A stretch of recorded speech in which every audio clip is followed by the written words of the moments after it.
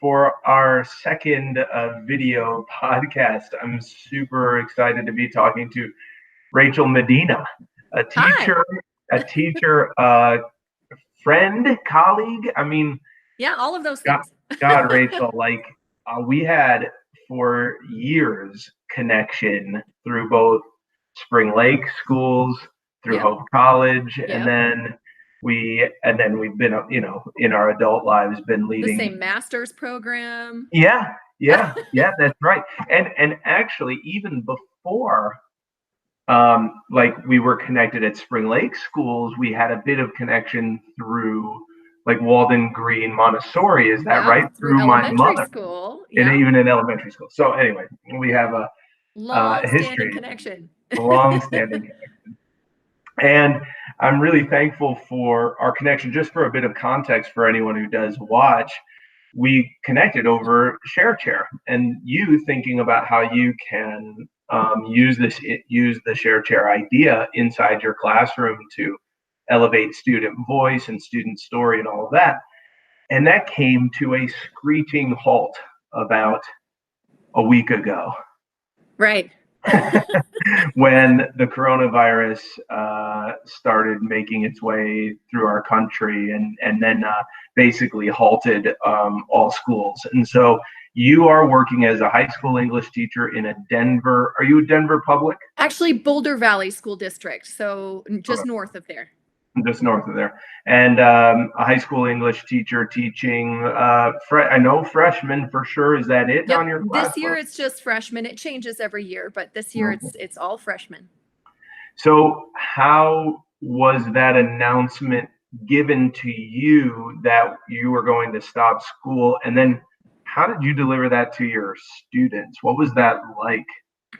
Well, it's been interesting. I mean, this whole experience, as I'm sure everyone has experienced, has been a whole lot of change really quickly, and it can almost feel like it's been too fast, because every day we're getting new updates with new things that are going on, or new things we have to do or can't do, or new restrictions, or shortened hours on grocery stores, or all of these new Yeah. things. It's a lot of new all at once, but we've been I mean, my family was following the kind of the general international news since January. And so, I mean, this was kind of coming for a while. And then we started casually talking about it, I think, peer to peer, professional to professional, at the school level. And then we ended up having a staff meeting, the I guess it was the Wednesday of the week before schools got kind of closed down. Now, have And you just for clarity, have yeah, you been out now like a week and a half? Like, was your last day the 13th, March um 13th? yes, well, our That last day Friday? was actually the 12th of Okay. March. And I only know that because I requested the 13th off Oh, because my husband was sick with the flu at home, not coronavirus, just a normal okay. flu, Yeah. cold and flu season. And so I had already put in a sub request to take that Friday off. Hmm. And prior to that, the week before, we had kind of been coaching our students a little bit with, like, hey, change could be coming. We don't know exactly what that's going to look like, but I put together like an agenda for the unit, in a way that I hadn't before, and passed that out and said, here's our reading schedule, here's the agenda, so you can see what's coming. But Was no, this in case yeah, there it was was a in cancellation? case of cancellations or in case of shifts. And I wanted them to have something consistent, Yeah. something to fall back on. I know, for me anyway, change is very difficult. I know that is for Mm. many, many humans, but I like consistency. I like schedules. I like routine. I like getting up at the same time and eating the same breakfast every day. Like, I like Yeah. consistency. Yeah. So, for people who are like me, I was hoping that they would appreciate that, like, level of structure and organization. Of course, the reality of that was that once we did cancel, once they did call school and say, you know what, no one's going to school as of that Thursday night of the 12th, Mm. the calls went out and said, school's canceled for Friday, nobody's going back. Wow. And that they knew that we wouldn't be going back at least until after spring break, which was a Right. full 2 weeks after that point. So Okay. all of last week was kind of like a bonus spring break. And then technically right now I'm on my spring break. Although Ah, it's yeah. weird because it doesn't feel any different. It's Yeah. it's all been very sort of strange, Okay. with So again like, routines and so stuff. yeah, yeah, yeah. So what are some of the expectations for like delivering content? You said you sort of started spring break early, but like especially so in Michigan, basically we knew early or late Thursday night, so late that I was already asleep on the 12th. But so I woke up to the news early on the 13th that we were going to close. So I had like that day at least to communicate to my kids. It sounds like you didn't really even have a day to be with kids. So like anyone who didn't Right. who wasn't prepared like you were, really left Right. without communicating at all to their kids. Well, we had been, teachers had been coached in advance, that full Okay. week in advance to communicate with their students. We had already sent out some digital platforms to request technology, just saying, if you don't have a Chromebook, if you don't have a laptop, if you don't have internet at home, let us know. We can hook you up. The district can connect you. Mm-hmm. But we needed to have that information. So we collected all of that information earlier in the week. And then when it did shut down very quickly, I know the school opened up at least one, actually, I think it was 2 different days. The school opened up for students to retrieve personal items. Well, And so that Friday, they were open. The school was open to get personal items. And then they were open another day recently. I think it was this past Saturday. They were open for kids to pick up Chromebooks that they had okay. requested and to get some personal items as well. So they, at least for students, if they were keeping up with the communication, which I know is always really, really hard when you're being inundated from a million directions, For they sure. had some chances to, get their stuff. From a teacher perspective, it's really been a lot of meetings like this, where we're having these Google Meet sort of things and talking in groups. We've had a bunch of meetings already, both last week and this week. None of them formal, none of them required, but all just Yeah. as means to communicate, like, hey, how are we going to roll out curriculum? What's it going to look like? How are things changing? How are expectations changing? How are we going to take attendance? Like very practical sort of things that we're going to be faced with starting Monday of this coming week. Okay, so basically the district said even last week, hey, let's not do Yeah. anything. Let's not deliver content. Basically, we're going to take the 1 week and spring break, kind of Yes. try to design some things and come back to it in some form after spring break. Exactly, Okay. exactly. And that was definitely an important piece that was kind of difficult for me. Again, I had put together the schedule and I'm like, we can stay on our reading schedule, but the reality goes right out the window when all of a sudden people are scared. They're worried about their families, and their families all of a sudden, parents, guardians, siblings are out of work, and Yeah. so there's financial stress. I mean, all of these very real stressors are engaging so quickly that, again, our school and the school district said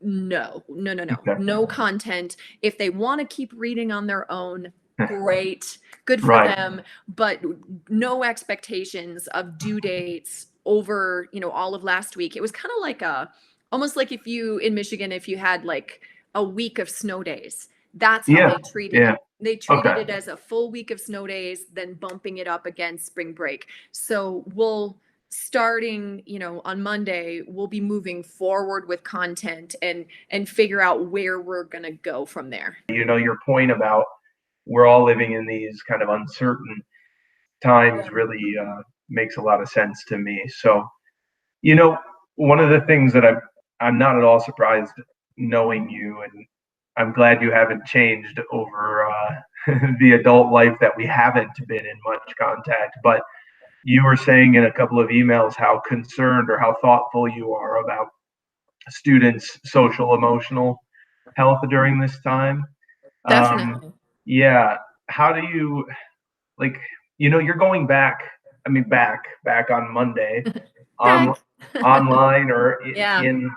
or in person. I guess online most likely. Um, how do you plan to like? Because I'm actually asking for your help because I'm curious about this too. Yeah. I'm very thoughtful, mindful of my students' social emotional well-being, but I don't know the best way. So how do you plan to even like approach that, Rachel? Well, that's been a big topic of conversation for all of the teachers at our school, and I'm sure all across the United States. Mhm. Everybody's worried. How do you reach out to kids if you can't physically reach out to kids? Like Yeah, our yeah, our job, our jobs as teachers. Yes, we deliver content, but I feel like so much of what we do is social emotional work. With checking in different ways, like whether it's just visually looking and seeing the physical mannerisms of a student that hmm, seems a little bit off, and if you have a relationship with them, to where you can reach out and ask them about it, then that's one thing. You can also contact a parent guardian, you can yeah, contact a counselor. We have resources when we can physically see what students are, how they're manifesting their own stresses in front yeah, of you. If a student who's been doing really well all of a sudden bums a quiz or a test, you can check in with them and you can find out, like, were you just having a bad day? Like, is there something going on? There's certain kind of things that you can do to make sure that they're where they need to be, or at least get them the help that they need.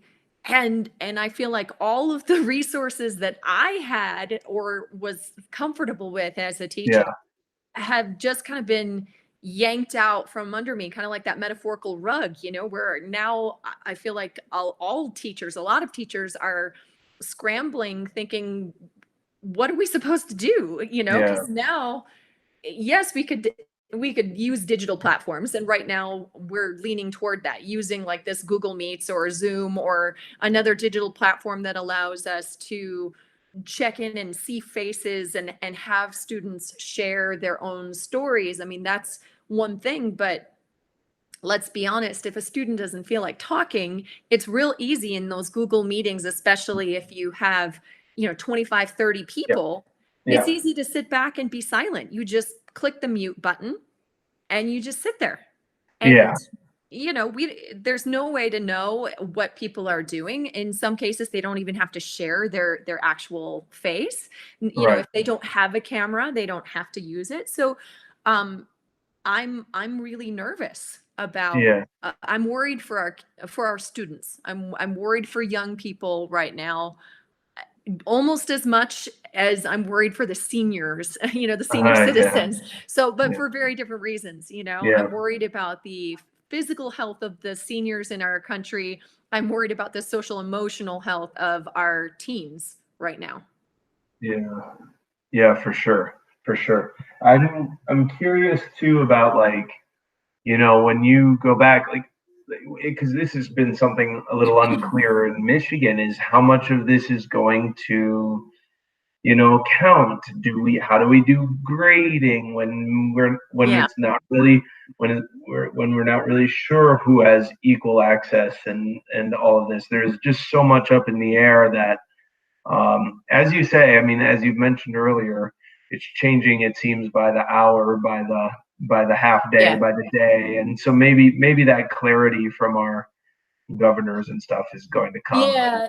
yeah, And ours is really district by district, and then even within that, school by school. And our school is, we're public charter, and so I think already as a charter school, they're maybe a little bit more comfortable with making decisions that maybe um, are preemptive of what the rest of the district is doing.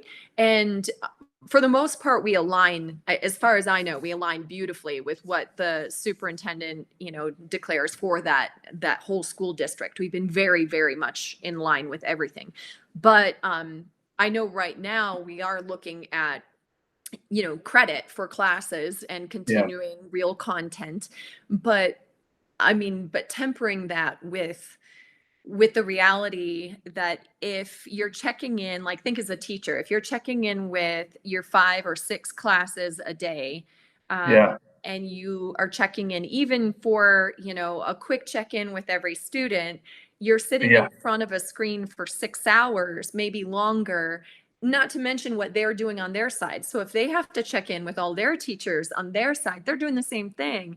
And Yeah. that even in the craziest times, it's not really healthy to sit in front of a screen for 5, 6 hours a day. I mean, a couple hours, sure, a couple Yeah. hours do your work, but we're also looking at how can we encourage, and this is the real tricky bit, without materials, how do we have kids do or students do work away from a screen when the only materials we can provide are on a digital screen? Our screens. No, I know. Like, talk Crazy. about a catch-22, rock and hard place. So It's really tough right now. yeah. So well, but I know your creativity, and I'm guessing that you have a few ideas already. Maybe things that your students that you want or hope for your students in these uncertain times. Do you have, just as an English teacher, is your head Well, rattling with ideas? as an English teacher, of course, I've been thinking about, having students go outside, Yeah. having them write poetry, or reflections, journaling, anything. If you think about if you think flexibly about our curriculum, really flexibly, we want students to be reading, writing, thinking, speaking. We want them engaging with each other. So there's, if we can hit those components and have them, if they have a book, they have something to read, take it outside, read. If Right. you can journal, maybe write in a journal instead of writing on online. Yeah. There's lots of different ways that you can play around that. You can have them use, if they have personal devices like a cell phone, they can Yeah. maybe use their cell phone to do a quick recording of themselves or snap of their work, handwritten stuff that they've Yeah. done in other, outside in the backyard, or wherever they are allowed to go, which is tough too, because that changes day to day as well. Yeah, Like, no, I feel so like it's been an interesting experience for me because while you basically have had your week of snow day kind of yeah. off and now spring break, I've been for the last 8 days trying to deliver content. We're actually Oh, finishing classroom novels. We're responding to prompts and responding to each other, and I and just how have is to. that working? But it's going well.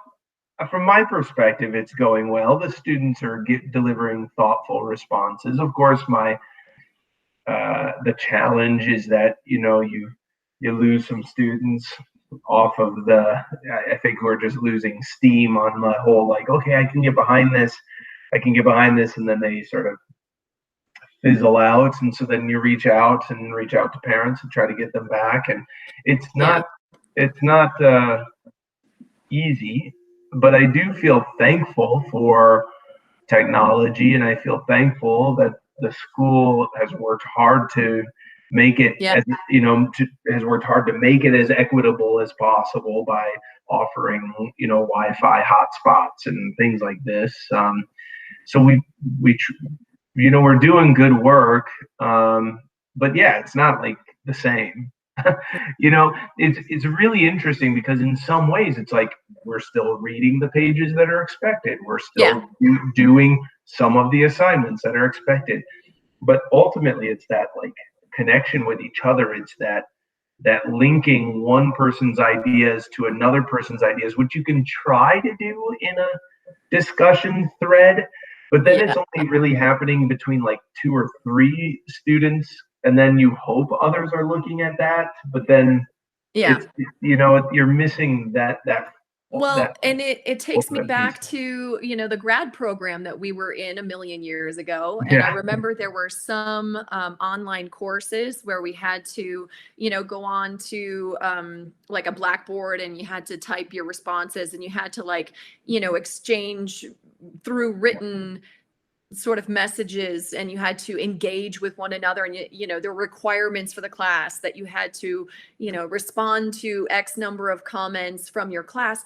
I always hated those. yeah. I did them because I was highly compliant, but I didn't like it. i Hmm. i always loved the actual in-person classes where you could sit around tables or desks or chairs or whatever the structure was, and have that dialoguing between human to human, and hear different perspectives. And I've worked really hard on developing strategies as a teacher Yeah, to be able to get kids get humans talking to each other. And again, yeah, it's not a perfect science, trust me, depending on the day, depending on the weather, like depending on anything. yeah, But I still, like, I feel like all of my tools have been taken away from me. yeah, And that's super challenging. I'm not sure how yeah, it's going to go. I'm not sure how much I'm going to love teaching from my, you know, from my office, so to speak. This yeah. is actually my husband's office, but I've taken it over, A well-designed office, though. Yeah. You know, Rachel, just as I think about maybe ending our conversation here, I'm really, really thankful to you and for our connection over the podcast. So about now it's like a month and a half or maybe even 2 months ago, we connected, just thinking about ways to share stories. And actually, whereas the podcast is more a thing that I do as an after school Yeah. sort of passion project, I really love your idea of thinking about how to use student story in the classroom, which makes so much sense. And I was just, we can talk about how you were going to use it. I think you were Sure. using it with Antigone. Antigone right now. Yeah. That's Awesome. still the plan. But yeah, good, good. But could you discuss maybe before we go, like the value of student story? Like, what is it? Why do you want to take advantage of it and capture it? So, like, what do you think that can provide for your students?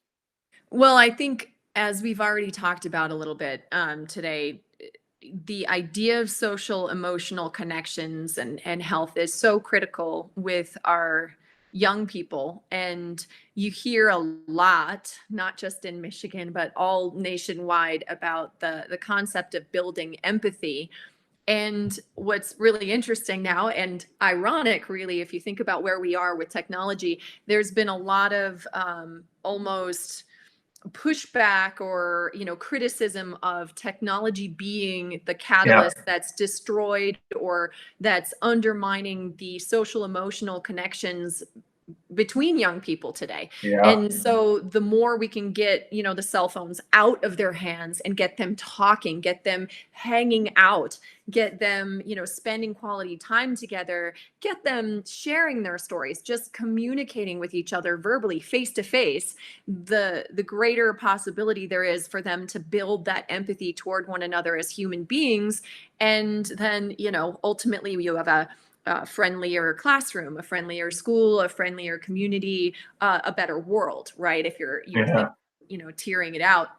And right now, here we are, like, I still believe in all those things and I still want to build all those things. And yet now we're reliant on the technology to do those. So I just think now more than ever before, even 2 weeks ago, yeah. it's important that students, that young people, that humans just in general are sharing their stories with each other.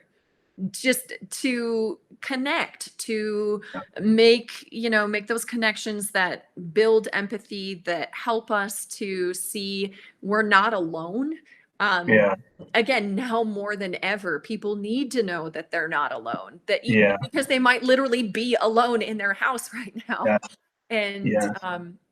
and so I'm going to move forward with this in some way. Don't know Great. exactly how, Okay. but Yeah. going to No, I move know. forward with this idea of having young people, maybe like this, interview each other, have a Yeah. conversation, and see what comes of it. See what stories we can ultimately share from our lives, even if it's the story of like, wow, what's gone down the last 2 weeks. Crazy. Crazy, Crazy crazy. Yeah. times. Yeah. And I actually like really, really love your observation of the irony that we've been hearing the story of technology being the villain, and now it's the thing on which we are reliant. And I think that it's actually a really interesting time for us to go like, oh, is technology the villain? Maybe it's not. Maybe Maybe there's it's something else. Maybe it's maybe something in me. yeah. That's Right. scary. Yeah. Way scarier to Yeah. look at ourselves, isn't it, than to blame a piece of technology for sure. No, I wrestle with the same thing because well, yeah, but I think, but this is good evidence of connection right here. So thank you. Okay, so we always end the podcast Uh-huh. with this question, Okay. and so I'm giving it to you. Okay, Sure. which is if you had one piece of advice for anyone who's paying attention to this at all, Yeah. what would that piece of advice be? That's tough. I have more than one, but I know, I understand. so many pieces of advice. So I'll do a kind of joking one, and then I'll do a serious one. So the joking one that came to my mind first was floss, because we don't know when we'll be able to go to the dentist again. That's Like a great point. in these crazy times, that's my jokey one. But no, my real word of advice is to be compassionate and kind to our fellow humans as much as we possibly can, even if it's just from the confines of our own homes, as we're whether we're social distancing or whether we're quarantining, like, literally quarantining. We have to be reaching out in compassionate and caring ways, or I don't know if we're all going to make it through. And that sounds super dark, and I don't mean it to be, but these are really tough times, and we have to be leading with kindness and compassion more than anything else, especially when we're so frustrated with the humans in our own household, or stepping on each other's toes, because we're all in the same space together. And I'm so blessed right now. I mean, I have one other person in the house with me. This is not difficult. This is not hard. I really, really, empathize with families that have maybe 5, 6, 7 people living in the same house together, animals, and everybody's all on top of each other. Maybe you can relate a little bit with your own I was, household. I was gonna say, people in their own home sick of each other. I have no idea what you're talking about. Exactly. We're hanging in there, Yeah, but yeah, it's all good. exactly. Well, So Rachel, thank you so much, and yeah, it's really great catching up. So, okay, thank you. great. Thank you.